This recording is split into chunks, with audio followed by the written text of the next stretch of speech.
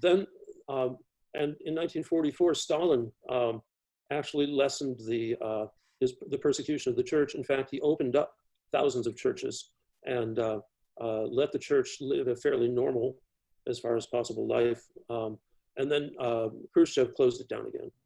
And that lasted until 1988.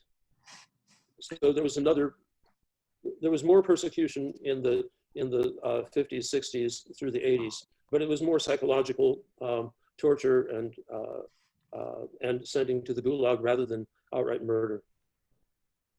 So was that, in your view, like a pragmatic approach on the part of Stalin, that the previous policies, he just thought they weren't working, or do you think he was kind of a mixed character who had multiple motivations, or we don't know?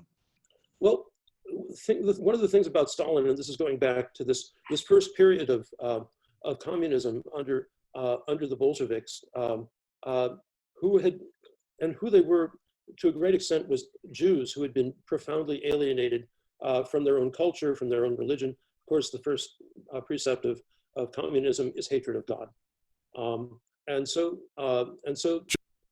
the Russian people, to a great degree, saw the Bolshevik coup as a takeover by the Jews.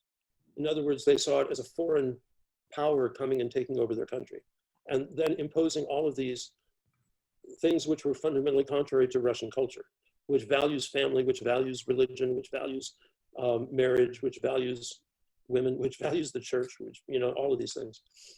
And so there was a nationalist reaction. Even though Stalin himself was a Georgian and had been a seminarian, he'd gotten himself thrown out of seminary, rather because of his personality, of course. But there was a very bitter reaction, even within the Communist Party, against the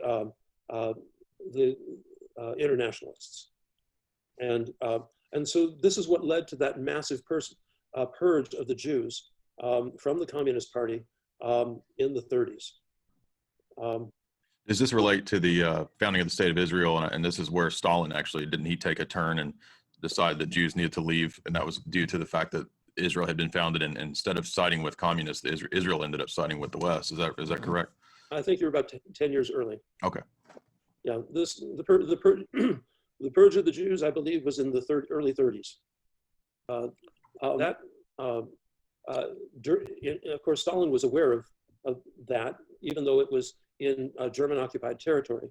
And so he came to the conclusion that in order to rally the population to stand up against the Germans, he had to capitulate on the church and Christianity. So Stalin, he pulled bishops out of the gulag, and they elected a patriarch. He pulled priests and monks and nuns out of the gulag, and they reopened monasteries all over, and people flocked to the church. And then Stalin even had miraculous icons. I want to ask you about this, because this is, a lot of people bring this up, and I realized I was thinking of the founding of the State of Israel is in 47, and there's a situation that relates to, is there a second period where Stalin doesn't allow Jews, or is it just that 30s period? Do you know? Well, there were still plenty of Jews. Okay. But there was a lot of the internationalist group, including Trotsky, who were assassinated in the Great Purge of the Jews, because a lot of those people were Jews. They weren't assassinated because they were Jews. They were assassinated because they were this internationalist communists, especially in a place like Moscow. The more likely they were to have to succumb to some kind of pressure from the KGB. Right. However, the KGB, all you have to do is read the history of the CIA and realize that the KGB had no monopoly on corruption and corrupting people and corrupting bishops, which is exactly what you're seeing right now in Ukraine. Exactly. So the KGB was, certainly did some horrific things.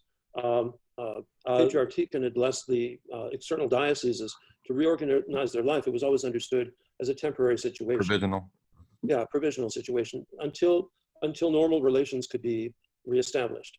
And so there was great doubt in the Roquefort community that there could be normal relationship. And basically, the Moscow Patriarchate was undergoing a radical transformation. And part of that was getting rid of all the old bishops who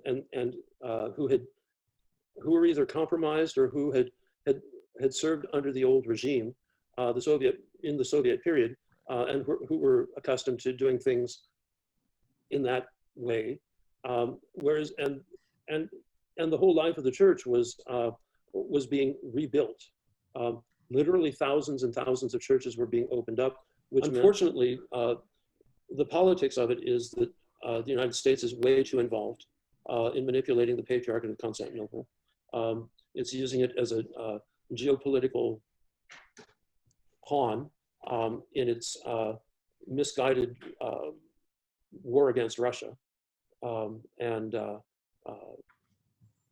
It's a very, very sad situation, and nobody benefits. Of course, also the church is being corrupted because along with American money comes American ideology, which is homosexuality and abortion and anti-Russianism and all of this other stuff.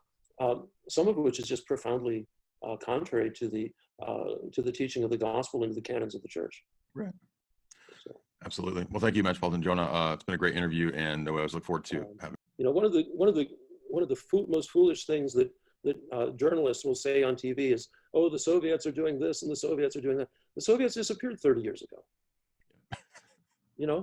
And oh, they're still communists. Well, no, these are the people who suffered under the communists and are now and have been free for 30 years. So there's a lot of foolishness on the part of our journalists. Yeah. Oh, absolutely. They're basically paid propagandists and liars for the most part, in the mainstream especially. I was reading, maybe to take it into the more wider geopolitical sphere of where we are now. I was reading this, as I said, this essay from a historian, Ousting the Ecumenical Patriarch, the removal of Maximus V, according to the declassified CIA records. Of course, in the last several years, a lot of KGB and CIA archives have been sort of declassified, made public from the Cold War period. And what was fascinating about this was the parallels to where we are now with the Ecumenical Patriarch and the struggles with Moscow. It mirrors actually the Cold War period in the late 40s, when the West and Moscow were both at that time really interested in swaying different patriarchates into their own sphere of influence.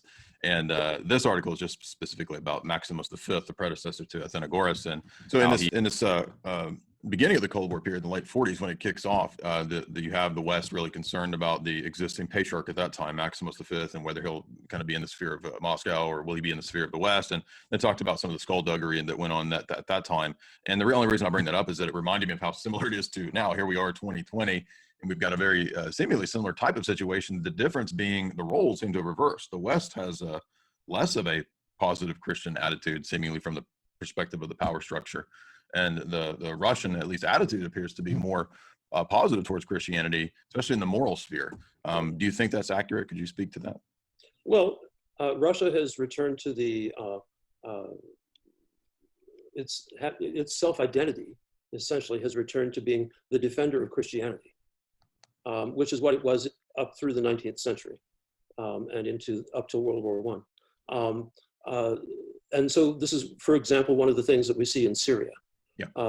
But it's also something that I think we're going to see a lot more of. The Russians basically threatened Turkey to come to the defense of the Armenians, which is a Christian country being attacked by Islam. Certainly, Russia has adopted Christianity wholesale. You can't. There's of course still a necessity for individual conversions, but to a great extent, most of the population has been baptized in the Orthodox Church, and the underlying social vision, the underlying I hate to call it ideology, is that of Orthodox Christianity. Right. It's replacing communist ideology with Christianity, and so this is the goal of Russia. It's setting, and they realize that this is a multi-generational goal. It's going to take 100 years to restore Christianity to the place that it was before Soviet power. But one of the things that also I think is very interesting, to such a great extent, Russia and the United States have exchanged places. Last time I was in Russia, which was a few years ago, and Obama was still president. I had dinner with a historian. He'd just written a big book on the history of the Roman Catholic Church in Russia. And he asked me, why is your president working so hard to make America into a bad image of Russia in 1980? The Soviet Union in 1980. And if you ask Russians now, they're horrified at what's going on, because all they see is a repetition of what happened there, going on right now. So far as they're concerned, we're in 1917. Yeah.